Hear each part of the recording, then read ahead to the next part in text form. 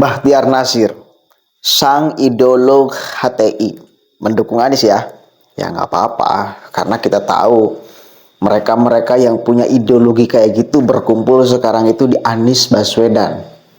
Jauh-jauh hari, Sea-World itu yang dipimpin oleh Alifur Rahman, yang sekarang menjadi influencer Bapak Ganjar Pranowo, yaitu sudah menulis ya di blog miliknya dengan judul Anies JK Bahtiar Nasir bakal jadi poros khilafah 2024, tanda tanya, bahaya. Tetapi aneh sekarang itu ada beberapa pendukung Pak Ganjar menarasikan tidak apa-apa pilih Anies, yang penting jangan Prabowo Subianto. Nggak apa-apa Anies menang, yang penting jangan Prabowo Subianto. Ini bagi saya nggak caprak.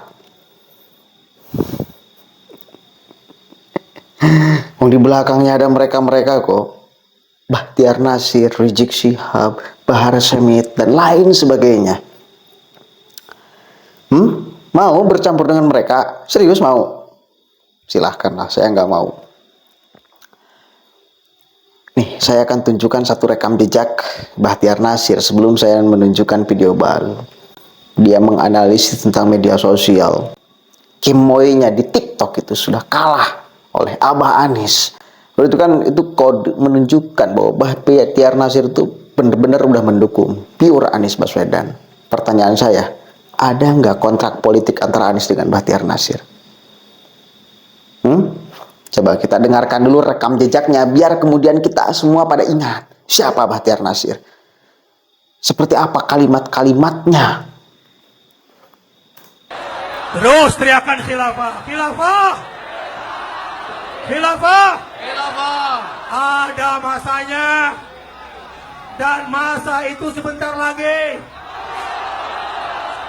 Wala yastakhifannaka alladzina la yuqinun. Dan janganlah orang-orang yang tidak meyakini kebenaran itu menggelisahkan kamu. Sepakat? Ancaman demi ancaman hanya pepesan kosong. Sepakat? Kalaupun harus mati, surga di depan kita. Sepakat? Oke, itu Bahtiar Nasir. Mau dengan mereka satu meja ngopi bareng? Mau? Serius? Serius mau? Dan coba kita dengarkan nih sekarang. Dia ngomong tentang Abah Anies.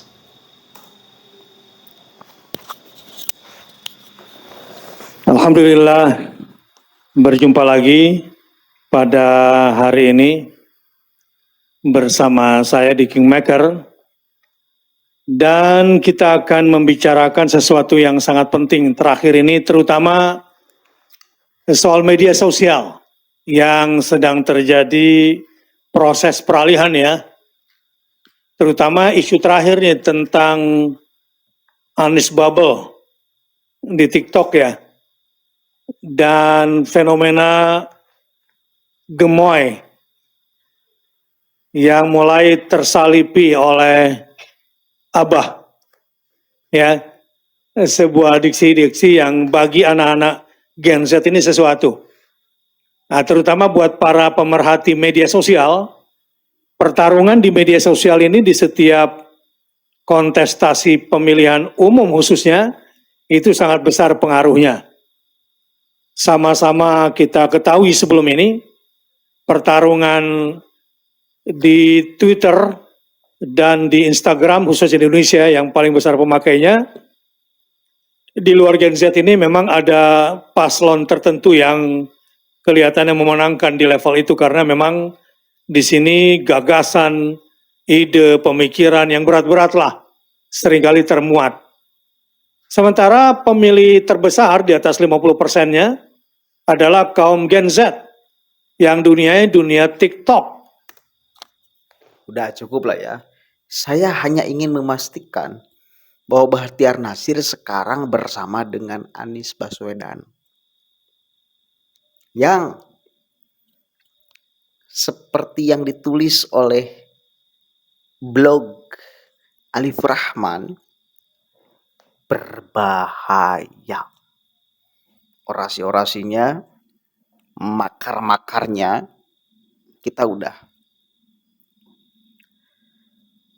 tayangkan tadi.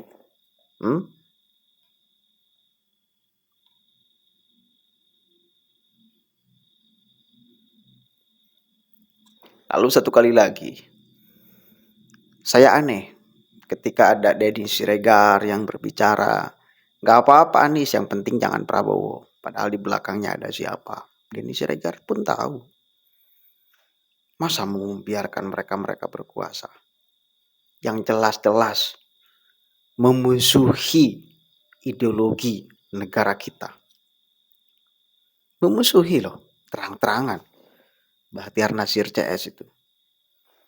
Seperti apa kepada Pancasila, seperti apa kepada demokrasi dan lain sebagainya. Maka seakan saya ulang-ulang terus.